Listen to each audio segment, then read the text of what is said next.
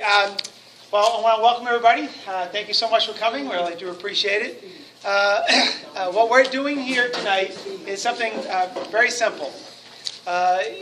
You know how it is that when things start out kind of simple and easygoing and nice and stuff, and we just kind of like over the years build it and build it and build it to become something really kind of crazy and maybe too formal or something like that. Well, believe it or not, what you're experiencing tonight is what the church was when Jesus first got it all started. It was just people who believed in Jesus came together, and they came together for four things. There were four things that they did. They had a meal together. They fellowshiped, made sure that everybody's needs were being met. They would pray, and we'll pray tonight. And then they did something called the Apostles' Teachings. Somebody would just have a conversation. They would talk about God and what He meant to you. And then went over the stories of the Bible. And that's all they did. That's what church was. Maybe somebody would want to sing a song. And they would sing. Yeah, Mike. Well, I'll sing, but everybody might run out of the room. Right. But I think next month we'll do some singing because we'll start singing some Christmas carols. And I think everybody likes to sing Christmas carols. But that's all it really was. There was no formal thing. There was no place you got up early in the morning on Sunday, got all dressed real nice. Now, I'm not saying that's wrong. Traditions have built up over the years. But then we kind of got away with the whole idea of just hanging out together, having a meal, and just talking. All I'm going to do tonight is just throw out some ideas and hear what you have to say. Really, the Bible really teaches us, and I think we all believe, that God speaks through all of us. Not necessarily through a clergy. I'm not clergy. I have a lot of formal training, but I'm not a priest or a rabbi or a pastor. Actually, I think my wife is a pastor. All right? Because the word pastor means shepherd. And when Jesus is talking to Peter about being a shepherd, he says to him, "Feed my sheep." He really meant feed people. And that's what my wife does. She goes every Tuesday, she's up in Brockton feeding the homeless. I think that's what a pastor is, biblically speaking. The Bible says we're all priests. All right? That we really all should be ministering to each other. I bet you find out pretty easily, and and our sister Maria is here tonight. We've watched her be a priest to her boyfriend for a long time. He's passed away, and we'll be praying over her tonight for peace. All right, but she's been caring and being a priest. All right, Mike over here, and I love having time with him because of the fact that, boy, does he like to set it straight. And he opens his heart and he lets me, be a part of his life. Getting to know Joe is a whole lot more fun too because Joe, as I'm learning, is the epitome of still waters run deep. Joe's a pretty, very, humble man.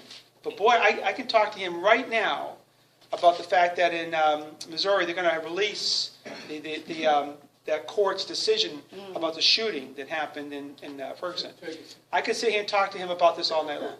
All right, but tonight 9 o'clock they're releasing the findings of the court. All right, but you see what I mean? If I just stood here for 45 minutes and just spoke to you, I would know nothing about you or what God is doing in your life. So we're gonna go over the Bible. We have a specific chapter we'll read tonight. I'll read it with us. You can read along, and then I'm going to start just asking questions. What does this mean to you?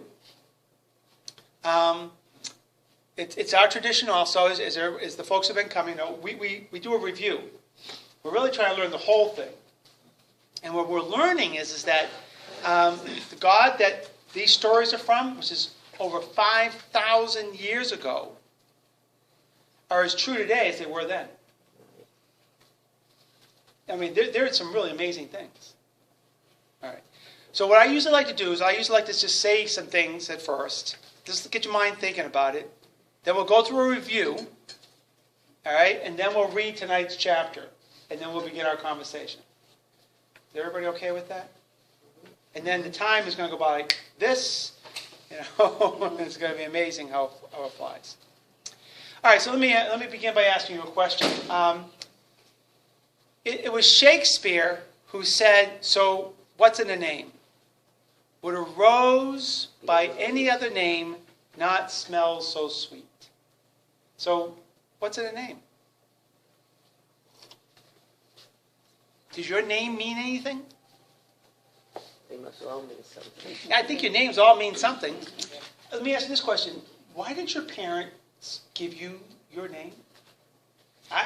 I'm, as Mike mentioned, I'm of Jewish What descent. is that name? My middle name's Joseph. Actually, in Hebrew, it's Yusuf. I'm named after my great-grandfather. All right? It's Jewish tradition to name a child after a recently deceased family member. So I know what my first name, where it came from, and I know where my middle name came from. Obviously, my last name is my family name. So that's the first thing. As we go into tonight's study, all right, I'd like to hear you share, if you remember, why you were named. Why did you name your children the way you did? All right, my wife has given me permission to name my children, our children, in that tradition. Although I didn't name them after dead relatives, with the exception of my oldest. Wanted them to know that they had namesakes. And then she picked a name that she liked, so that whether it be the first name or the middle name. So the first question I want you to be thinking about is, what's in a name? All right. Second thing is, when you think of God, do you think him as a God of promises? Because that's all we're going to talk about tonight. This is the covenant chapter. This is the Abrahamic covenant chapter. Over 5,000 years ago. And when we hit it tonight, you're going to see he's fulfilling those promises even today. All right? Okay. So even though tonight we're in chapter 17, we're flipping back to chapter 16 so we can do our review. All right, let's just do a real quick panoramic of Genesis. Genesis is the word means the beginnings. So Genesis started out with what? Adam and Eve. Adam and Eve, the beginning of the world, right? God created the heavens and the earth. God creates Adam, right, from the ground, creates Eve from Adam. And then something absolutely terrible happened. Yeah. He gave Adam the apple. The fruit, the tree of the knowledge of good and evil.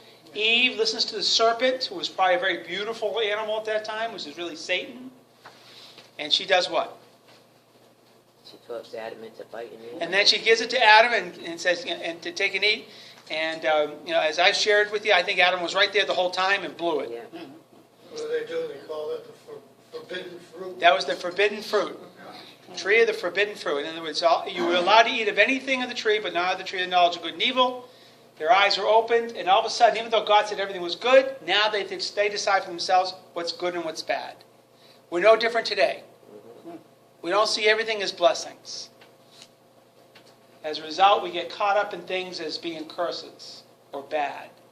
That's not God's will in our life. There is nothing bad. Everything is good. I know it's hard to say. I know that's very, very hard to say. When you lose a child, when something bad happens in your life, to say that is good. It's just a matter of how much we trust God's promises. And we'll talk about that later on, how much we'll trust God's promises. We went from that story, we learned about their sons. One killed the other. Cain slew Abel, so we had the first murder. Some other more terrible things happened. It's just this thing called sin. Sin simply means doing things our way, not God's way. Okay. Then there was this really great story about a guy who had to build a boat. Noah. Wow! All right. This guy had to build this gigantic ark. Out in the desert. Out in the middle of nowhere where there's never rained. All right. They didn't have this kind of a big water issue. And there he is spending over 100 years building this giant ark. And what's he put in it? His family and the animals. Yep, his family, a total of 8 humans, and two 2 of each kind of animals into the ark. Except the fishes. Except the fishes. A fish. And then what happens? Then It he rains for 40 days and and 40 nights. And the whole earth is flooded. And all of mankind is destroyed. Right? With the exception of Noah and his family. Okay? The waters recede. Noah and his family come out. The animals come out. And they're told to replenish the earth. So God actually tried to give us another start. And it doesn't last long. Lots of trouble come on the earth.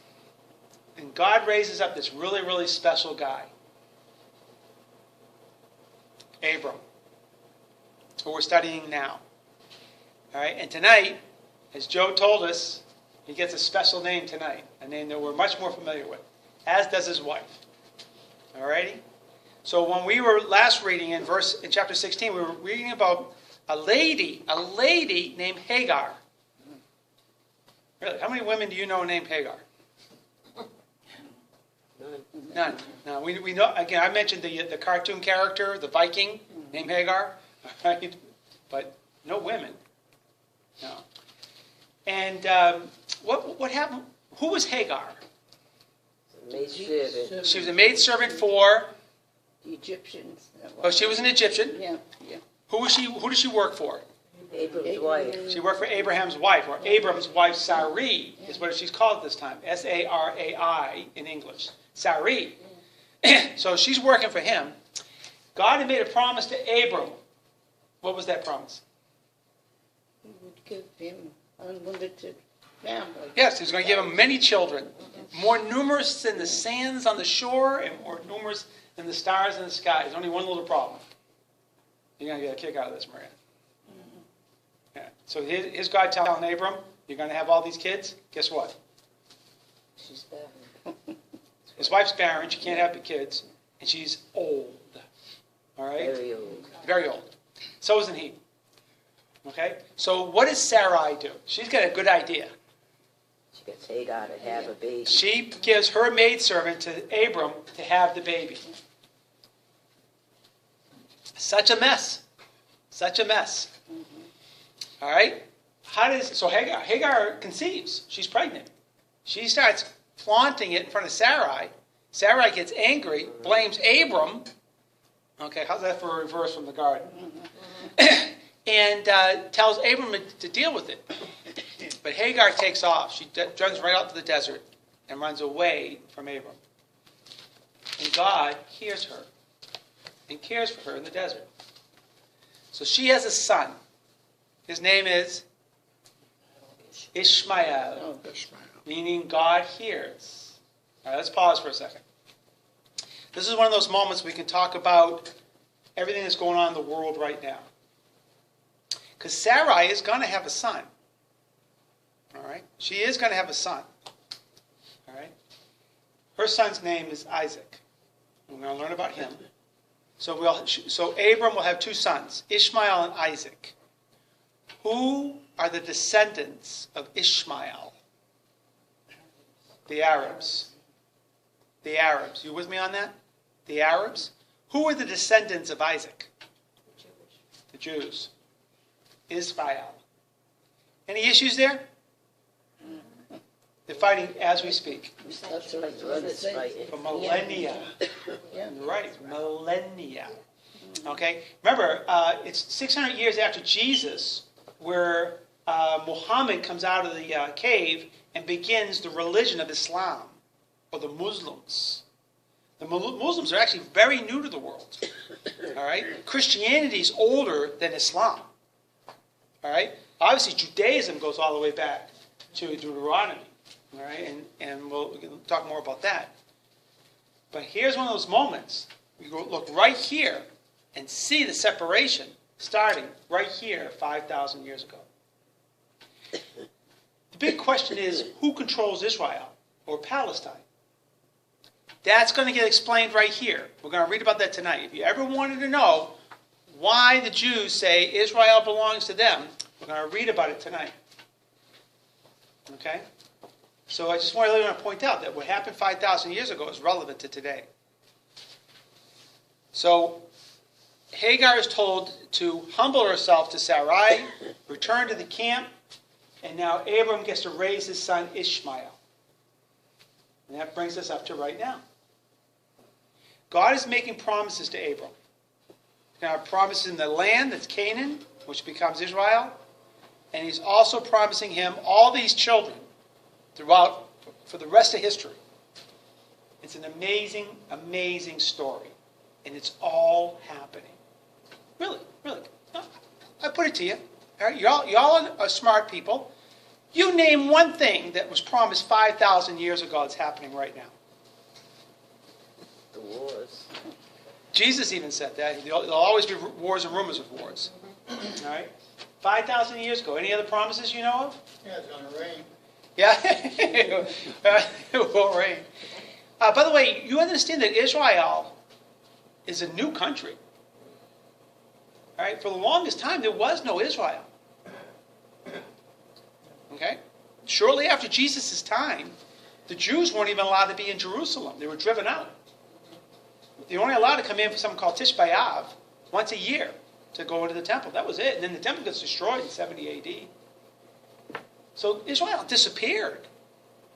I can tell you right now, if you were a believer at that time, you'd say, well, wait a minute. The Bible says this is Abram's promise, or promise to Abraham. And it wouldn't be until 1948 when the partition brought about the beginning of the nation of Israel. All right? So, you're a nice church-going Christian in the 30s. There is no Israel. Where's the promise? So we're blessed, very blessed that we had the promise there. All right. Any questions before we dive in? All right. So I'll read. Just follow along, and then we'll go back, and then we'll go verse by verse, and and everybody get a chance to talk about it. All right. So Genesis chapter 17, and I'm in verse 1. When Abram was 99 years old, the Lord appeared to him and said, I am God Almighty. Walk before me and be blameless. I will confirm my covenant between me and you and will greatly increase your numbers. We're in verse 3 right now. Abram fell face down, and God said to him, as for me, this is my covenant with you. That means promise. Covenant means promise. We know about the Old Covenant, the New Covenant, the Old Testament, the New Testament. It means promise. This is my covenant with you. You will be the father of many nations. No longer will you be called Abram. Your name will be Abraham. For I have made you a father of many nations. I will make you very fruitful. I will make nations of you, and kings will come from you. I will establish my covenant as an everlasting covenant between me and you and your descendants after you for the generations to come, to be your God and the God of your descendants after you. The whole land of Canaan, where you are now an alien, I will give as an everlasting possession to you and your descendants after you, and I will be their God. And God said to Abraham, as for you, you must keep my covenant, you and your descendants after you for the generations to come. This is my covenant with you and your descendants after you, the covenant you are to keep. Now here you go. Everybody ready? Okay, this is where it gets kind of funky. Every male among you shall be circumcised. You are to undergo circumcision, and it will be the sign of a covenant between me and you. For the generations to come, every male among you who is 8 days old must be circumcised, including those born in your household or bought with money from a foreigner, those who are not your offspring. Whether born in your household or bought with your money, you must be circumcised. My covenant in your flesh is to be an everlasting covenant. Any uncircumcised male who has not been circumcised in the flesh will be cut off from his people. He has broken my covenant. God also said to Abraham, as for Sarai, your wife, you are no longer to call her Sarai. Her name will be Sarah. I will bless her and will surely give you a son by her. I will bless her so that she will be the mother of nations. Kings of people will come from her. Abraham fell face down. He laughed and said to himself, would a son be born to a man 100 years old? Will Sarah bear a child at the age of 90? And Abraham said to God, if only Ishmael might live under your blessing. And God said, yes, but your wife Sarah will bear you a son, and you will call him Isaac. I will establish my covenant with him and an everlasting covenant for his descendants after him. And as for Ishmael, I have heard you. I will surely bless him. I will make him fruitful and will greatly increase his numbers. He will be the father of 12 rulers, and I will make him into a great nation. But my covenant I will establish with Isaac, whom Sarah will bear to you by this time next year. When he had finished speaking with Abraham, God went up from him. On that very day, Abraham took his son Ishmael, and all those born in his household, or brought with his money, every male in his household, and circumcised them, as God told him. Abraham was 99 years old when he was circumcised. Yeah, and his son Ishmael was 13. Abraham and his son Ishmael were both circumcised on the same day, and every male in Abraham's household, including those born in his household or bought from a foreigner, was circumcised with him. Okay, we heard this is my covenant with you many, many times. We'll go through this, but the one thing I would ask you to keep in mind is that do you see God as a God of covenant? A covenant God, one who makes and keeps promises. Because obviously that's the point he's trying to make. He doesn't keep repeating himself if it's not the case. All right, so now we're back in verse 1. When Abram was 99 years old, the Lord appeared to him and said, I am God Almighty. Walk before me and be blameless. All right, I want to let you know the Hebrew for God Almighty is one of my wife's favorite songs by Amy Grant. El Shaddai. All right? You can sing it. El Shaddai, El Shaddai. So this is a very famous Hebrew name for God, El Shaddai. But what does Abraham have to do? You can read it. It's right there. Be circumcised. And the next sentence, what's that? Walk before him and be blameless. And be blameless. So what does that mean? Perfect. Yeah. Mm-hmm. Be without blame. Right. Be without blame. By the way, I think personally, as a sinner, which is what I am, someone who falls short of God's glory, I confess my sin. I openly admit that I'm a sinner, but I turn from it. Right. I do not believe I'm to be blamed.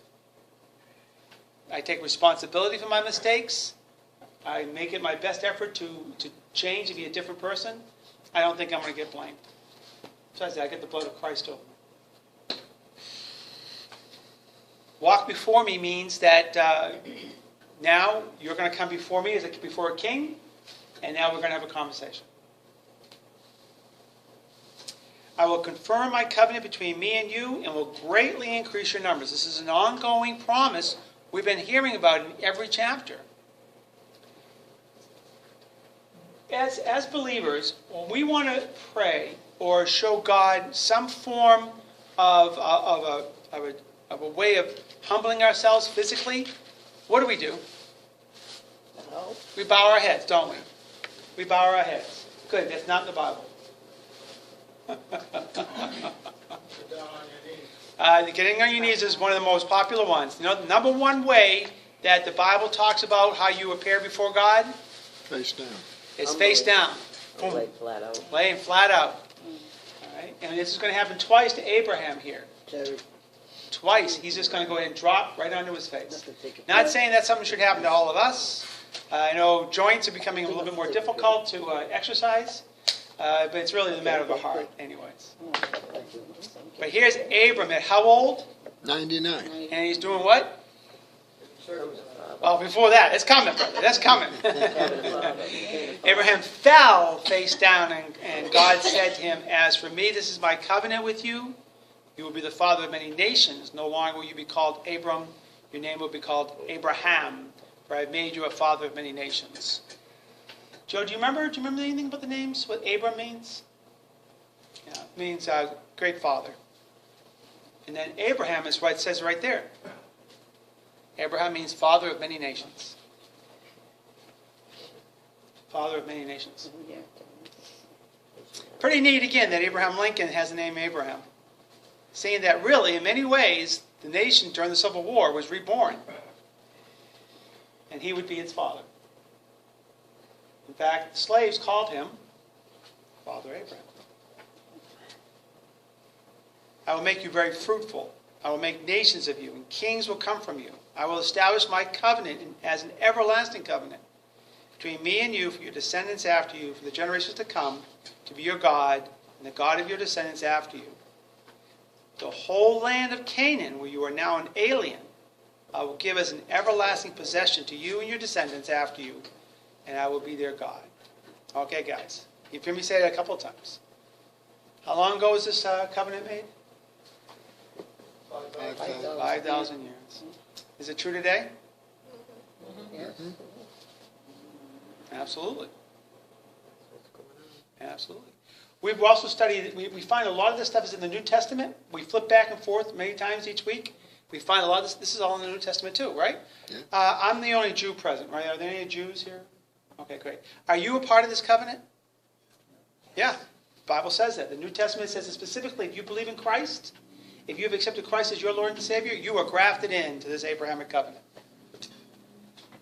Well, congratulations. It's nice to be in a room full of nice Jewish people. So we got to work on your Yiddish, okay? Oy vey smear, you know, and help you with that. But this is the point. This is that God's covenant is for all of us. All right, I'm going to pause and ask you to tell me, do you rely upon God as a God of promise? Yeah, And then for what? everything. Yeah, so with air, water, food. Yeah. Anything else? Life in general. Life in general. He gives us life. I remember a kids' chorus that we used to sing in Sunday school. Every promise in the book is mine, Yep. every chapter, every verse, every line. Exactly right. Now, what is it now? It's about the last part. No, but it's All coming the to mind. blessings of his love divine. Amen. Every promise in the book is mine. Is exactly right. Is that true in your lives? I had to discipline myself to remember that. I really try to remind myself of that. Well, the thing is, I woke up on the right side of the ground today. Yeah. Well, that's a pretty good start. Yeah, I think so. Yeah, you sat on the ground, not on the bed. Only by his will, though. That's right. Yeah. Praises be to God. This is meant for all of us. Even today, that God still loves us enough, that He is with us on a daily basis, and He really wants us to trust in Him for His promises. All right. So now, God said to Abraham, as for you, and you must keep my covenant. I'm in verse 9. You and your descendants after you for the generations to come. This is my covenant with you and your descendants after you, the covenant you are to keep. Every male among you shall be circumcised. All right. So I'm obviously in an adult group. I don't need to get into any detail here. The guys didn't walk around wearing pants in this day. They were still wearing open robes and loincloths. I bet they were glad they were. Yeah. Not little pants. So you could see on occasion a man's secondary sexual characteristics. All right. So it wasn't like today where you don't see anything like this, and so there was more of an open society. Circumcision was something that was done. It just wasn't seen as something that was a part of who they were as a people group. There's a lot of scholars who talk about this, and one of the things that I found interesting that they say is that it's interesting of all the different ways to mark a man, that God chose circumcision because the idea that, and he mentions in the next verse about that anybody who doesn't do it will be cut off, from the covenant. That your descendants will also be cut off. And so that portion of a man that produces descendants is being cut. So this has got like a double meaning to it. And the guy's doing this on purpose. Just something to think about. All right, 8 days. For generations to come, every male among you who is 8 days old must be circumcised. Does that happen today? Right away. Earlier. Yeah, within a couple of days. Yeah, there was for the longest time, a lot of hospitals thought that it was more sanitary Yeah. for a baby to, they're kind of getting away with that. From that, it's really not that important. Oh, You don't really? work much labor and delivery anymore, so I didn't. you don't work on. But when I did, they do it Yeah, in the nursery. right. So it's done almost immediately, but not in a traditional Jewish home.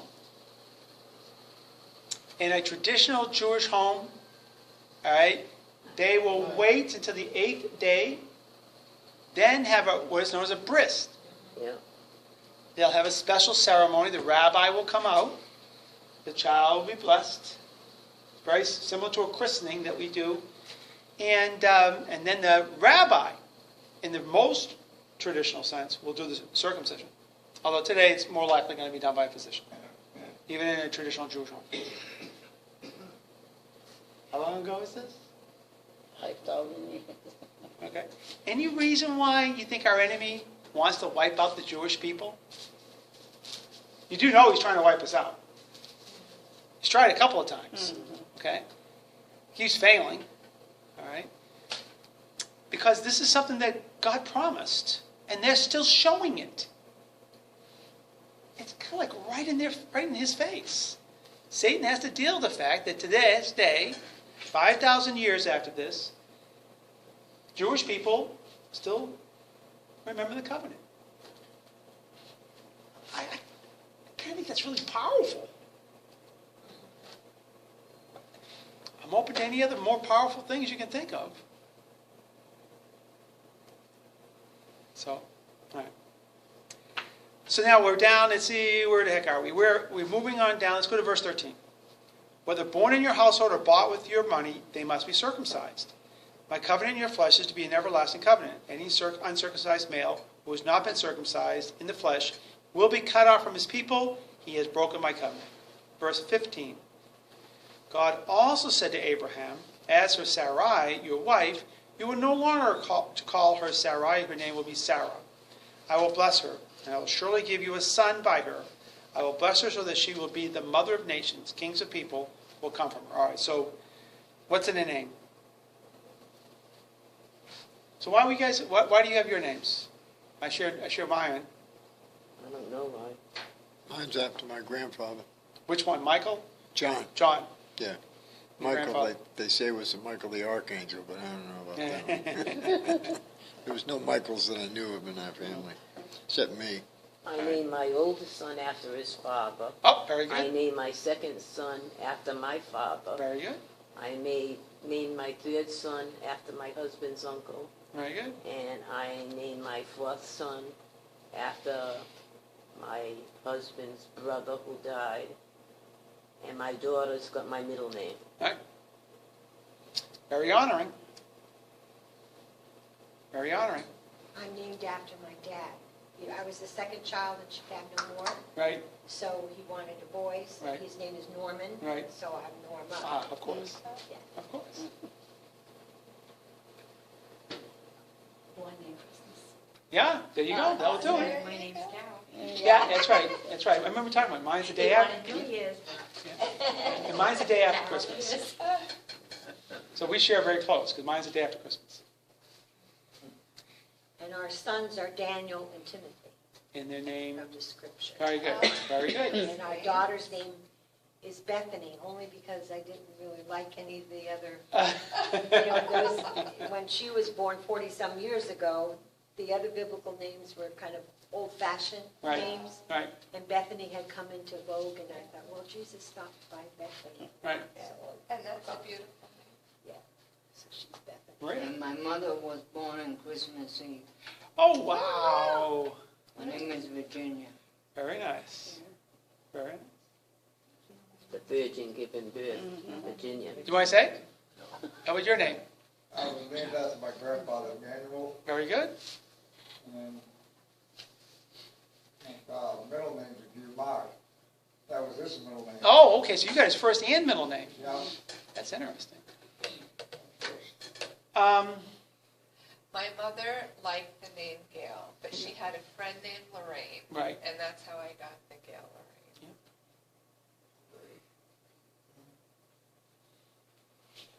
My big brother's nickname. My big brother's name is Roy Alvin Conrad III. So he's named obviously after my father, who's named after his father. But my brother's nickname, Chip, is named after a family friend, a guy named Chipati. We call him Chip. That's what we call him. How about our kids? Let's see. So Sarah, I've already given away, is named after my aunt Sarah, Right. who passed away when I was young. You like her middle name's Elizabeth because you like Elizabeth. I like Elizabeth, Elizabeth. and we both like it. Yeah. So, how about the other two? Well, Anna, Mark's sister's name is Carol Ann. So our middle daughter is Anna Rose. And There's a double meaning to this, by the way. yeah, We'll explain in a second. there's a double meaning because our younger children come from the Philippines. And so Anna's birth name was Sweetie Ann Rose. So we just changed it a little bit and made it Anna Rose. But Rose was my mother's favorite flower. So it really just makes it, kind of special. And our youngest, Alex, his Filipino name was Alju, but we both liked Alexander. It's a nice, strong name. But his middle name is Gilbert, which is after Mark's uncle, who never married and had children. My favorite uncle. And his favorite uncle. Yeah, my Uncle Gig. Neat man, Uncle Gig. So our son is Alexander Gilbert. Yeah, we were going to give him the first name Gilbert. Yeah, right. Gil, I could think of okay. Yeah. Gilbert. No, so Alex is his name.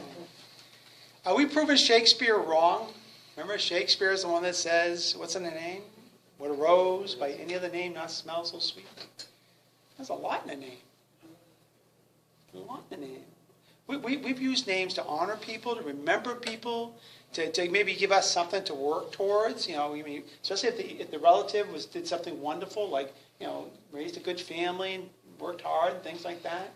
Like I said, for Alex, being named after my uncle is a way to me to honor my Uncle Gig and to give him some, give all three of the children some meaning. My daughter Sarah, we had a picture of my Aunt Sarah. My daughter Sarah had it in her room for many, many years. Anna had a picture of my sister Carol. Just My mother's Mary, and my mother's mother is Martha. Oh, there you go. Of course, I'm Mark, and I have a brother named Matthew. And so there's a lot in the name, is there not? And so you can see God's also showing that. By the way, we talked about Abram being a great father and then Abraham being a father of many nations. What does Sarah mean? Princess. Princess. That's it. Simply that. Princess is what God calls her. Why not? She's going to be the mother of nations. Kings of peoples will come from her. We're in verse 17. What does Abraham do again? Falls on his face. He falls down on his face again. This time he laughs. He laughs. He laughs. What's he laughing about? About being a father. You're going to be a father at 100. Now, we've talked a lot about this. Folks are living a long time during this period. All right, we already talked about Melchizedek living 969 years, but we've noticed that as the curse on the earth increases, people's lives are getting shorter and shorter. All right? People's lives are getting shorter and shorter as we've been reading through this. So they're aging quicker because of the curse on the earth. Remember, with the fall, with Adam sinning, God cursed the earth. We were never meant to die. We were never meant to grow old. We were never meant for any of these things. We were supposed to live eternally on the earth, caring for the earth, but because of sin, it brought death. And it brings old age, it brings aging, and all those kind of things like that. So now it's catching up. And here Abram is at 100, and it's believed that there's no way he can still have children. So he laughs, said to himself, will a son be born to a man 100 years old? Will Sarah bear a child at the age of 90? And Abraham said to God, if only Ishmael might live under your blessing. Uh-oh. Even though Abraham is a great man of faith, we've talked about Hebrews 11, the part of the New Testament called the Hall of Fame, the Hall of Faith. Abraham's in there. as being a great man of faith, he's doubting God. Trying to convince God to go ahead and accept Ishmael as his covenant son. Verse 19. Then God said, yes, to the point where if only Ishmael might live on your blessing. But your wife Sarah will bear you a son, and you will call him Isaac. In Hebrew, the word Isaac is Yitzhak. It means laughter. Because both Abraham and Sarah laugh at the idea that they're going to have a son. So Abraham, Yitzhak, and eventually Yaakov. And we'll go over that a little later. I will establish my covenant with him, that being Isaac, as an everlasting covenant for his descendants after him. And as for Ishmael, I have heard you, which is what Ishmael means, by the way. It means God hears you. I will surely bless him. I will make him fruitful and will greatly increase his numbers. He will be the father of 12 rulers, and I will make him to a great nation. But my covenant I will establish with Isaac, whom Sarah will bear to you by this time next year. When he had finished speaking with Abraham, God went up from him. All right. So there are two major covenants. One is that Abraham and his descendants will have control of Canaan, all right, which is modern-day Israel. And the other is that you will have descendants, too many to count. Too many to count. Then he also makes this deal about Ishmael. He will also have many descendants. But to Ishmael he makes no deal about what land they will live in. There's no deal about what land they would live in. Arabs are known as a Bedouin people. They live in tents and they roam around. Okay. Now let's go ahead and move on down to verse 23. On that very day, Abraham took his son Ishmael and all those who were born in his household, or bought with his money, every male in his household, and circumcised them as God told him. Abraham was 99 years old when he was circumcised. I don't think they had anesthesia. I don't think they had a topical anesthesia. And his son Ishmael was 13. 13. That's right, the bar mitzvah. Right? By the way, in the Arab world, a boy is not circumcised today until they are 13. Still today? Till today. Wow. And his son Ishmael was 13. Abraham and his son Ishmael were both circumcised on that same day. Every male in Abraham's household, including those born in his household or bought from a foreigner, was circumcised with him. And there you have it. Praise God. Abrahamic covenant. Only 5,000 years ago. If only our washer and dryer could keep a guarantee that long. Yeah. That's true. Questions? Any questions?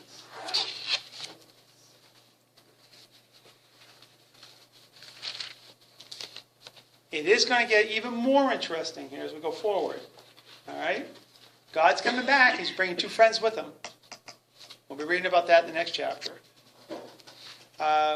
We're going to start reading about more children. We're going to read about how all of these promises work out. Things are going to get even more interesting as we go along. But all I want to encourage you is just remember that God's promises 5,000 years ago are just as true today. Just believe in it and live through it. All right? That's it. We'd like to take a